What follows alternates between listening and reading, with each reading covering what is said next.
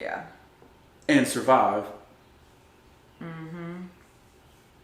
I mean, heck, the only jobs that I ever got during that time was me showing up at the job saying, hey, I'm ready to work. Here's my resume. Where's your hiring manager? Who's the assistant manager? I mean, I literally had a resume. I mean, you would wait out in the car for me. He would pull up. I would jump out, give my resume, talk to whoever I needed to talk to. And that was like an ongoing thing for like months, like trying to figure out employment and have a job. And those jobs were just $7, $25, $8 an hour jobs right out of college. Like, that's what was crazy. That's what, there was no way we were going to pay back those loans on $8 an hour. right. I mean, and that was a thing for like 5 or 6 years after we graduated. Like, it didn't get any better. Yeah. You know, so it was like, we're both, I mean, I know we both were struggling making $8 an hour, working 2 jobs, trying to. Let's say when we moved down here, I was working 3 jobs, you know, so. It's just wild. I didn't mean to diverge or whatever, but. But really the key to college is to get out without any debt. Right? And if you can do that, then college is worth it. But to come out... and have a specialty too. Yeah, and have a specialty. But to come out... But if you can't come out of college with no debt, you honestly shouldn't go. You know, you have to find a way to pay for college that's not a student loan.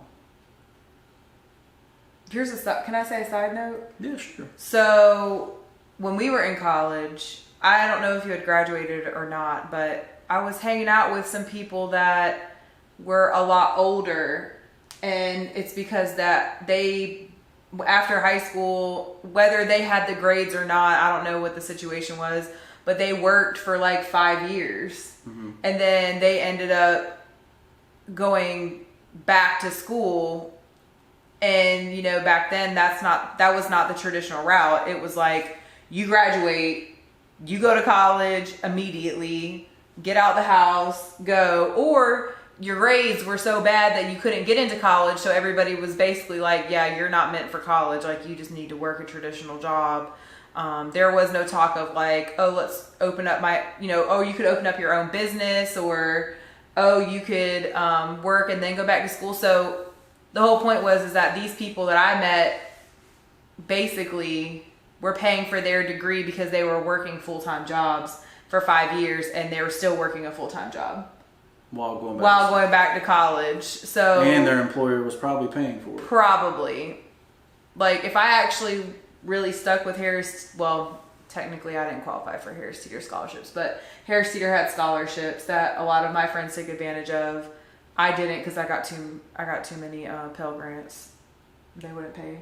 Right. So like, I work for a municipality right now as a chemist, but I could have worked for that municipality first and went to school online or at night to be what you are now. To be whatever I wanted to be. That's crazy, yeah.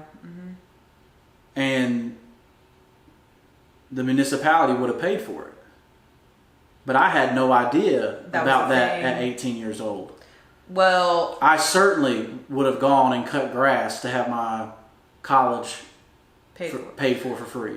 But to be fair, I think anybody would. But to be fair, those programs were actually like cut during the recession and stuff. So like, that wasn't a thing when we. So speaking to people that are now preparing for college or thinking about going back to college, like, ask your employers if they have a program. Ask your employers. Find an employer that has one. Yeah. And seek them out. Exactly. Because that wasn't a thing back then. Right. To be fair. Like, they just started that program here. So that had to have been a program that was in bigger cities maybe like a couple years ago, but that wasn't a thing. Let's say, and entrepreneurship at the time was very looked down upon. I think a lot of businesses or a lot of families that had businesses in the 90s had failed. Mm-hmm. And due to that, someone's coming to the door. A lot of people. What'd you order? I don't know. Anyway, in the 90s, a lot of people had businesses and big corporations like Walmart or who else? Walmart. Basically, Walmart had come in and disrupted mom and pop shops. Mm-hmm. Yeah, right, undercut prices, and a lot of those businesses went out of business. So at the time, entrepreneurship was very looked down upon because a normal mom and pop person couldn't compete with a Walmart. No.